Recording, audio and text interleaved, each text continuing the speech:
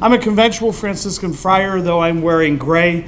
I retain the permission to wear my mission gray because my heart is still many days still in Jamaica. But I entered way back in 1977.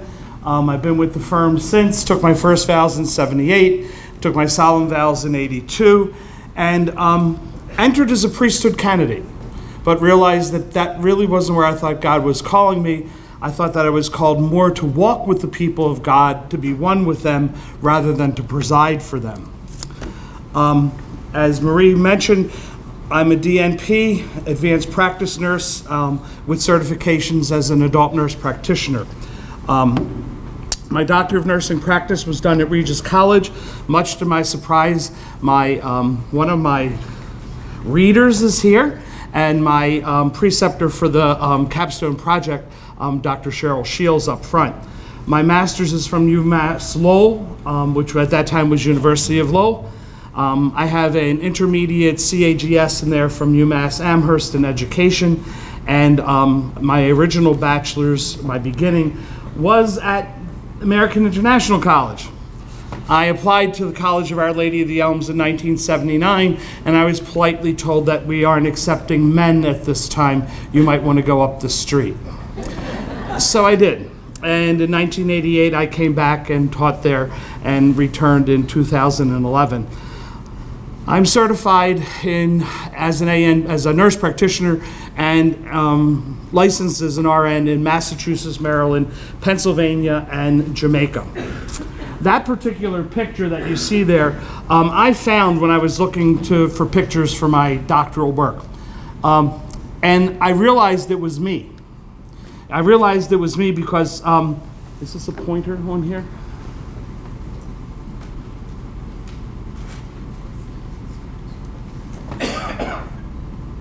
I noticed the shoe.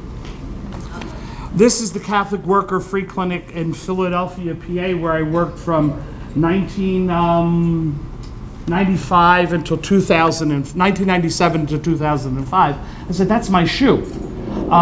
And that's our sign in the window. This is Haggard Street in the Kensington section of Philadelphia. And it was an AP print that someone caught me. Can you stand here so because this way the recording will go? All right. And someone caught me sitting on the sidewalk because it was a row house converted into a clinic, and there was no ramp. So I would sit out on the front steps and meet with patients there. That leads me to today I've taken the corporal works of mercy rather than just do a slideshow and somehow connect the two and talk a little bit about them. This particular picture, graphic of the corporal works of mercy comes from the Catholic worker perspective of the food line and the corporal works of mercy that happened in that food line. The Caravan. The Caravan was my DNP capstone project. It was originally established in on a very rainy, cold January 13th day, 2013. It was a renovated 32-foot camper. I wanted to do something that allowed us to be where the people were. If we picked a storefront, if we picked a clinic, if we did one place, they have to get to you. If I connect what I did in Philadelphia with what we do now, it has to do with if you build it, they will come. Well, in the homeless population and the underserved, if you feed them, they will come. So we dovetailed with the parish where I'm station's sandwich ministry. And I found a van parked in the parishioner's front lawn. And I said, what do you want for that? They said how much they wanted. I said, that's $2,000 more than I have. Let me ask my provincial for a loan, and I'll give you $100 a month until the tags are due to hold it for me. They did. I got the money, and the rest is history. The particular idea of the Caravan came out of our first cohort of accelerated second-degree students, and in particular Nick Demetria. We decided that we would come up with it in class because I had put it out to the parish artist, and she gave me a Band-Aid that said Caravan on 2 wheels. It didn't capture it. So our school motto, our school pin, and our insignia is the ichthus with the school pin within it. So we took the ichthus and put it on its side where it should be, and we put Caravan in it, And Nick was the one that came up with it, and that's how we got our name. We go to the soup kitchen on Tuesday evenings with students, and we're in the downtown of Chicopee on Sunday mornings. Caravan 2013, you can see the green on the left. She unfortunately started to leak, and when there was over $4,000 worth of roof repair, and we had some money from a grant, we were able to buy the new and improved 2017, which again the students came up with. Are we going to call it 2-second? It's the age of computers. So once again, the students said, let's call it Caravan 2.0. So I come from this Leonardo buff and this perspective, and this particular picture here is a recent picture. It was just out in the past few weeks. And this here is Mary Beth. She's one of the 2 nurse practitioners at the Catholic Worker Free Clinic in Philadelphia. And she's out on the street inviting people to come. If you walk down under the overhead a couple blocks on the left, she's inviting people to please come, and they're having one of their weekly masses on Wednesday at noon for those who have died from the heroin epidemic that past week. So each week she goes out, and that's how we did it. I'd wear my stethoscope around my neck. I'd walk through where they're serving breakfast or lunch or dinner, because we did 2-hour blocks over the course of the day across the week. And hey, we're in today, sometimes just dressed up, they know we were there. 3 row houses down, and they would come and see us. If you feed them, they will come. Put your clinic hours the same times as the feeding hours, and they're there. We found when we just ran 2 clinics a week for 8 hours a day, we sat and did a lot of nothing. But when we redid it in consort with feeding times, they increased. What does it mean to be of the poor, for the poor, and with the poor? Very different. Many schools will go on semester break trips, and not to say Elms does it the right way, but we do. When we go on a semester break trip in March, we don't live in town at the local hotel. We don't live at the local the Allegheny Franciscans house. We live with the people, in the midst of the people, and kind of like the people. In fact, our Sunday afternoon dinner frequently is, after liturgy, to walk with that family to their home and go through the process of cooking a dinner. And for some of our folks, for some of our students, to see that happen on charcoal in the backyard, and then we all sit on the edge of the bed, which is in the only central room of the house, and that serves as our table, that's it. Being with the poor, not just for the poor. And I think that's what we do with offering the Elms Caravan as well. You'll find that throughout I've used Pope Francis's Year of Mercy text on the corporal works of mercy. I've tried to pull thoughts from his work to highlight each of the corporal works, and then talk about how we make that real on the Elms Caravan. I find it interesting, the 3 queries of Peter. Feed my sheep, tend my sheep, feed my sheep. If you feed them, they will come. We started 2 years ago offering coffee on Sunday. 1 pot went quickly. We went to 2 pots. That goes almost as quickly. And this past year was a really cold year. So we started serving oatmeal. Simple oatmeal. Crock pot oatmeal. The faculty, unbeknownst to me, but through Dr. Scoble and Dr. Thielen, did a collection. It's about $6 a Sunday to feed about 15 bowls of oatmeal.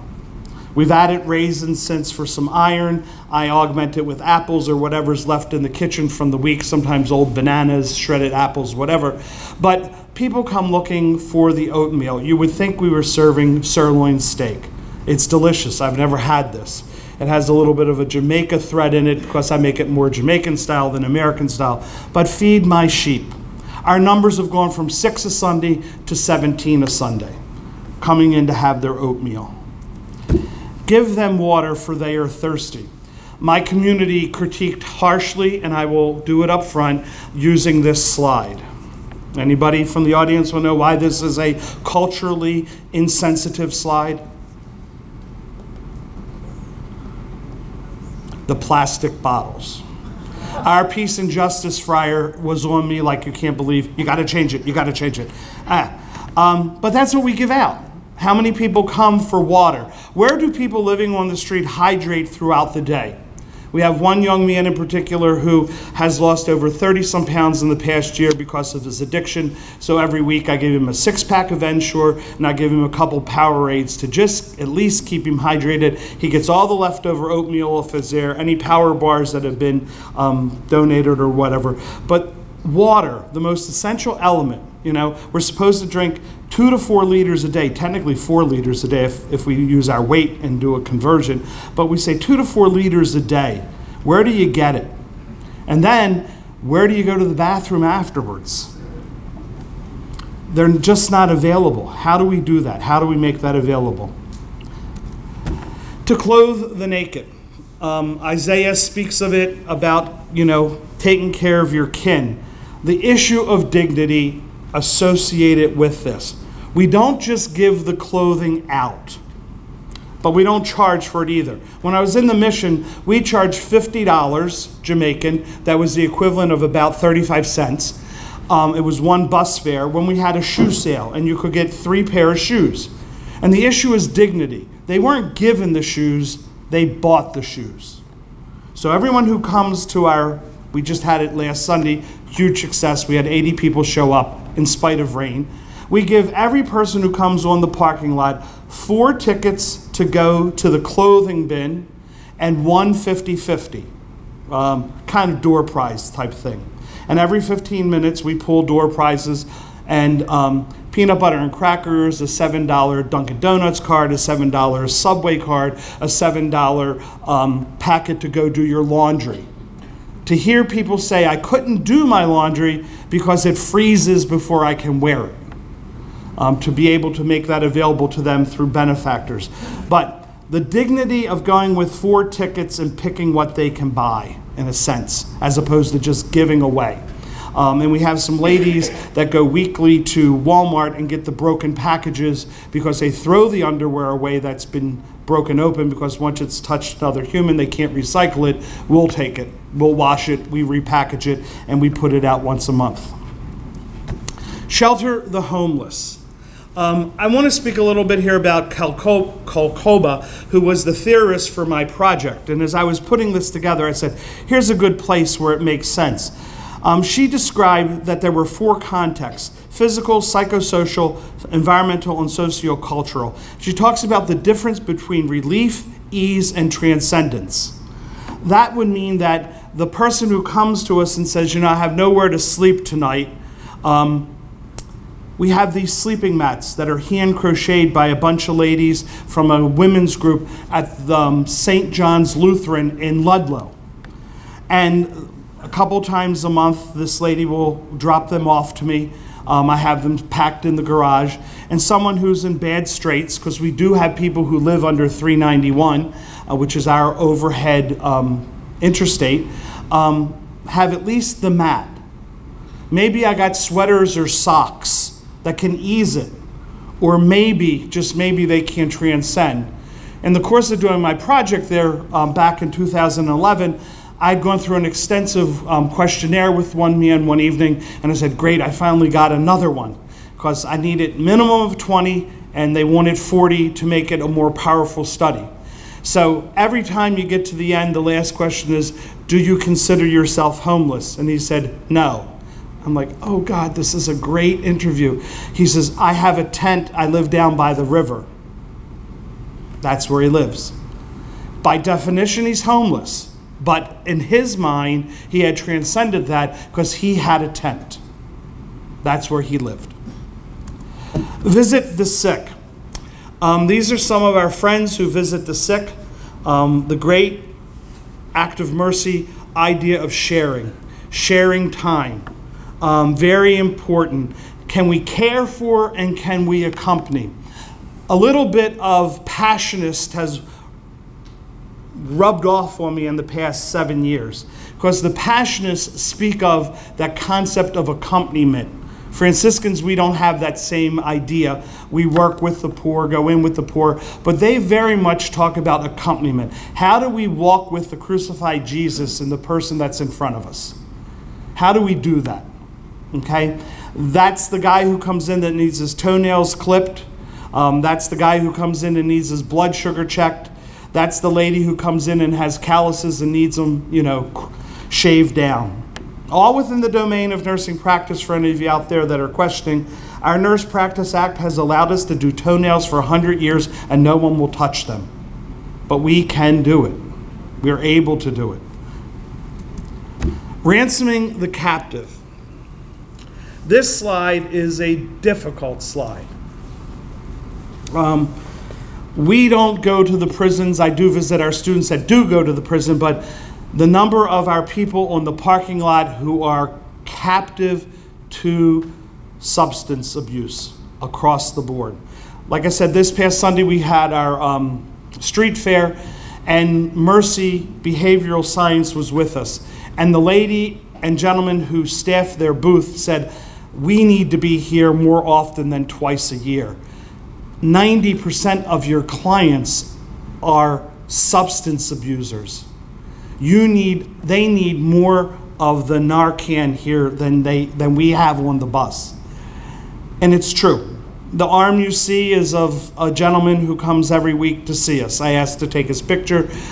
He would not let me take his face, but he would. The picture to the right of the gentleman full face on is from the Chicopee police blotter.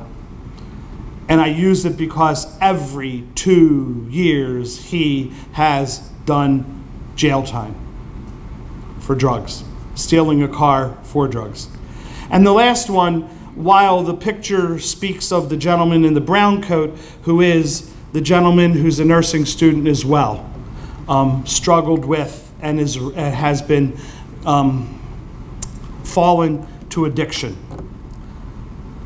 He'll never practice as a nurse, and it's very hard. The throwaway culture of this that we see day in and day out at the soup kitchen and on the street, addicted to and very definitely captive to substance abuse. Bury the dead. While we don't physically do that, every longest day of the year, December 21st or thereabouts, the National Office for Homelessness recommends that we have a memorial for those who have died in the last calendar year. We've been doing it now every year. We had it on the books this year, but we were flooded out by a pipe break at the soup kitchen the night we were to have the homeless tribute. And what we do is we gather on the parking lot and we have a memorial. We keep a track of those that we lose over the course of the year so that we remember them by name, usually by poster and by name.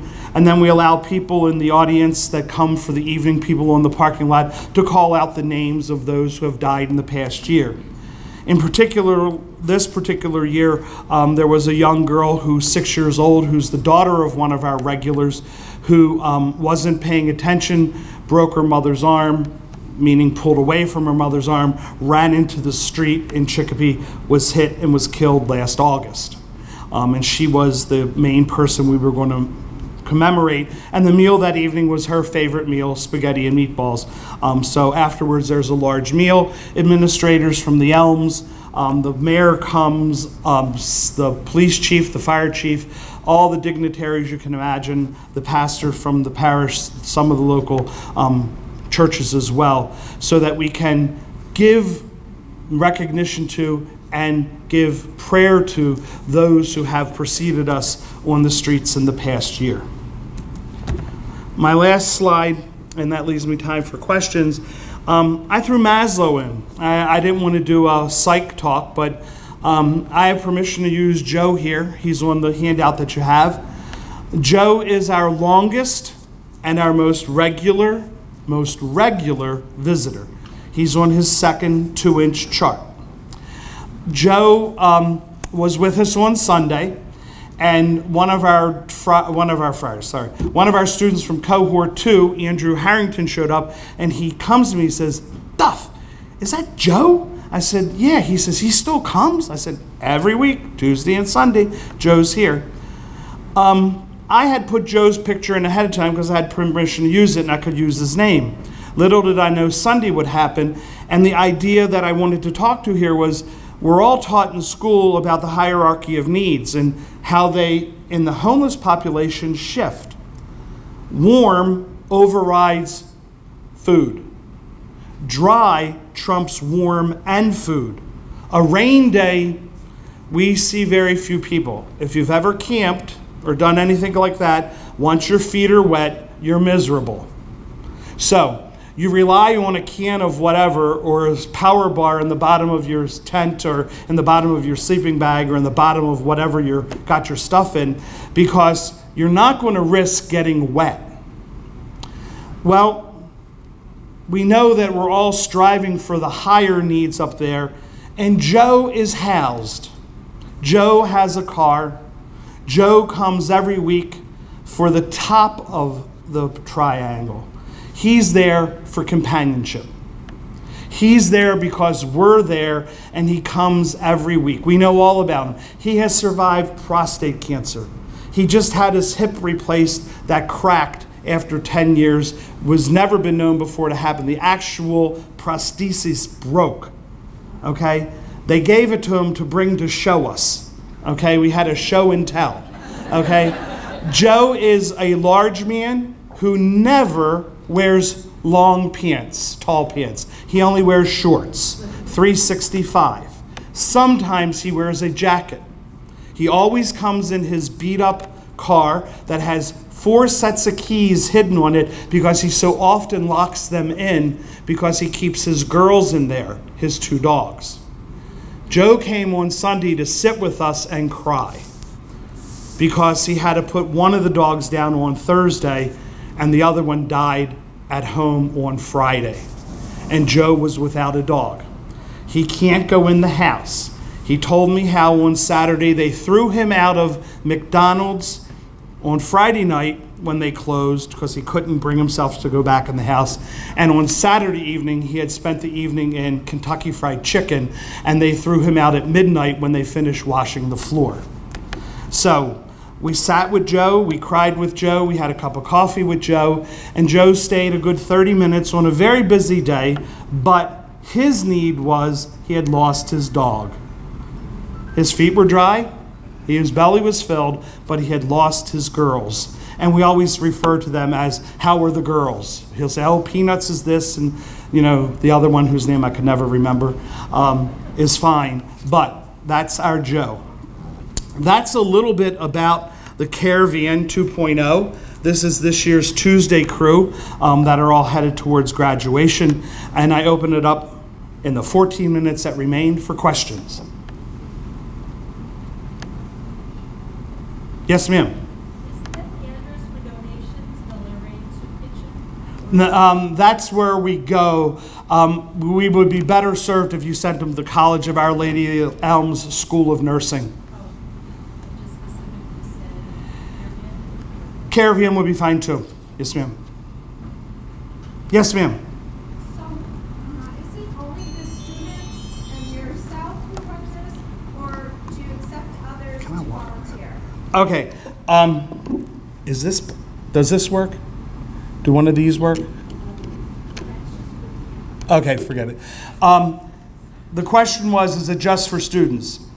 We're in the process, and we have been over the years when we designed it. It was meant to be Caravan. It doesn't say health or medicine or anything in there, so that broadest sense of care. It was thought to be overseen by the School of Nursing faculty and students. The students was open-ended, and it's really timing. As the coordinator, I'll get directly to your question, I can write it into the syllabus. You have to do 4 hours to get an S to get out of this class. Physical assessment, fundamentals, Med-Surg 1, Med-Surg 2. Fall, spring, summer 1, summer 2. Oops, I'm back to the beginning, and I get them again. We also allow the nurse practitioner students, encourage the nurse practitioner students, once they have a little bit of assessment under their belt, to come on board. Marie referred to it, and I'll come back to that. Remind me if I forget how we use them. Master students who need to do hours, and RN to BS students no longer have a clinical with hours. They have to do 4 hours of volunteering.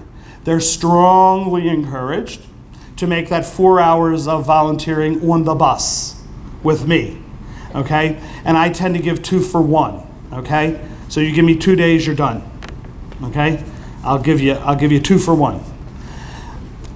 We also have within the city of Chicopee, when I was doing the needs assessment at the beginning, 132 students a year who aren't cleared to play a sport or to truly be cleared for school because they don't have a physical. Now, everyone will say, yeah, well, they should be on Mass Health. Yeah, they should be on Mass Health. But if they're undocumented or poorly documented, or they have parents who can't get through the system, which is usually the case, or they get frustrated with the system and hang up, the kid suffers. I think the literature is pretty clear that kids that are engaged in sports and team activities do better academically. Why wouldn't we want to get them cleared and get them on the court, on the field, or in the pool? So, 3 times a year, the College of Our Lady of the Elms, with our nurse practitioner students, offers school physicals. I'm also the school nurse, the school NP at Elms. I do all the sports clearing, I do all the concussion clearance, et cetera, et cetera. So it's well within my practice, and my doc who covers me on the bus is also the doc who covers me in the clinic. So we go out with nurse practitioner students. August, we do about 30 of them. We bring them on campus and use our lab. We do them in November. The #1 user is our some basketball, but wrestlers. There's usually a ton of wrestlers every year. And then we do them in February, March for the spring sports, and they're the baseball players. And over the course of this year, we've done about almost 50 school physicals. Okay? A need, we'll respond to it how we can. I can't go into the school because there's no mechanism for that, but I can park on their parking lot with the bus, and they come out to me from practice. The wrestling coach is worse. He piles them all in his car, he drives them, and he stands at the door until they're done. Okay, he's a no-nonsense gentleman. Every year, when I see him lined up under the awning at the soup kitchen, I said, okay, it's wrestling tonight. So we've expanded and we've used it. I should give due attention to the fact that we have a new faculty member on board who's a certified wound nurse. Woundinostomy, I think, is the full title, and she does do all of this wound and et cetera at Mercy regularly. So she's on with me at least twice a month, and she does toes. And we just upgraded. We got some new equipment, and our people's feet have never looked better. And we can also have her consult Deanna, give her a plug. We can also consult on some wounds and all, particularly those who are mainlining and miss and have pops and then have, erosions, put them on some antibiotics and then bring them back every Sunday to keep an eye on them, and she handles all those as well. So yes, we're using all 3 levels now, but it did start with the idea of just the undergrads. Other questions? Yes, Doctor.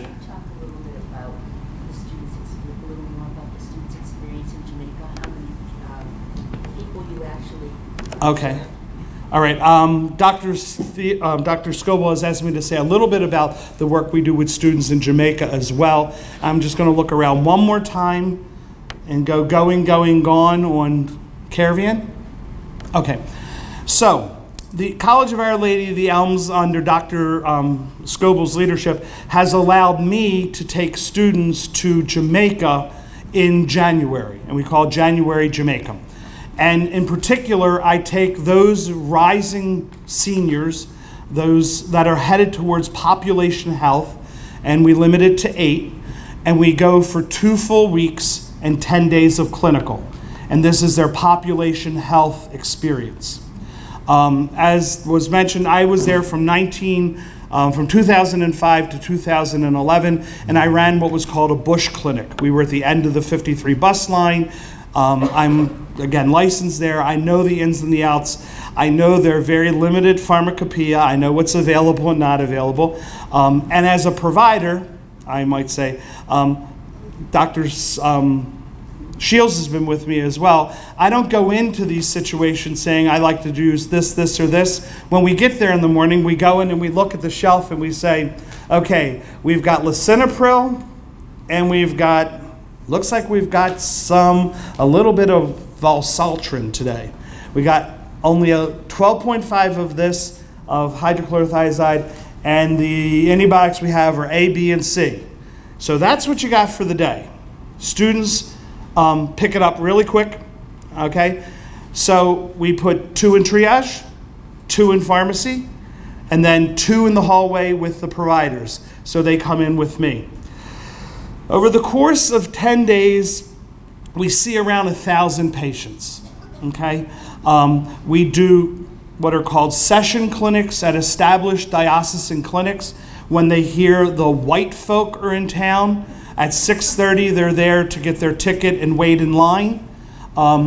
It costs them about $300 to $500 Jamaican, which at present is $3 to $5 US, to be seen and to walk out with either a week's worth of episodic or a month's worth of chronic meds. Okay? Our students rise to the occasion and do wonderfully. Okay? Put them in the treatment room. Updrafts, IMs, things that we're not doing here as regularly anymore are still the standard there. I did a presentation a couple weeks back on the pillars of Nightingale as a framework for reviewing what we did. Next year, I'm going to be asking them to look at everything I learned in fundamentals is all I needed. You remember this, the book, Everything I Needed to Learn, I Learned in Kindergarten? Well, the reality is, if you keep the hot things hot and the cold thing cold, you wash your hands, you observe sterile technique, you boil things for 2 to 10 minutes, depending on what it is, it works. You don't need the big thing, you know? It's amazing. Last year we had a holiday, and what am I going to do with them? It's a holiday, everything's closed. And in Jamaica, holiday is holiday. You might be able to get gas at a gas station, but stores are closed, restaurants are closed. It's a holiday. So I had a nun friend back in Kingston. I called Sister Barbara. She's the director of nursing at St. Joe's Hospital. She said, bring them over. We'll give them the $25 tour. And then I took them over to the Allegheny Sisters for a swim and lunch.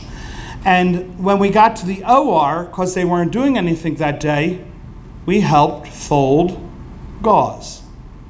How are the nurses in here? How many nurses we got in the room? When's the last time you folded gauze? You know the little board you put on your lap? You fold it in 4, 10 in a pack, wrap it in newspaper, put a piece of the masking tape on it with the lines on it, and 10 of those go in another pack, and then they go to the autoclave. Students were like, whoa. Okay? We see traditionally at one clinic, Dr. Shields can confirm, every year I lance something at this one clinic. You name it, every year. This is my 5th year going. It's usually something in the armpit, something on the buttocks, and one year it was an enormous pilonidal cyst that just needed some draining, okay? For the docs in the room, how do you get them to do a sitz bath when they don't even have a bathroom, okay? So our students' experience are unbelievable. We live in community. We have post-conference every evening, and we do what's called one bush clinic, where we convert a church or a school into a clinic for the day and the most needy. Of late, we've either been going to Morgan's Forest or to Albion Gully. Morgan Forest has no electric. Last year, we saw 110 people there in one day. We had to come back the next day and see another 45 that didn't get seen. This year, we had it at Albion Gully, and we only had 40 people show up, which is terribly underballed. That we usually get many, many more than that. But there was a mess up in communication by the volunteer within the community. So hopefully, God willing, We will repeat that again next year, take another group. They're already, the incentive has increased. You know, it waxes and wanes, but this next group that's coming through of accelerated cohort 7, they're already talking about how do I get to go. So we're going to have a hard time picking the 8 that get to go. And we limit it to 8 for those that are saying, well, why don't you take more? It has to do with transportation. If you have to go to a second VN, it just gets too pricey. And 2 years ago, tires and punctures were not our friend. Over the course of the 10 days there, because of where we are, we had 5 punctures, okay? And on one day, we had 2 punctures on one car on the same side at the same time, okay? So I try to limit the amount of you know, collateral damage by limiting the cars and all. Any other questions? 3 minutes to go. What's that? We want to come up for a second. Okay. Well, thank you for your attention.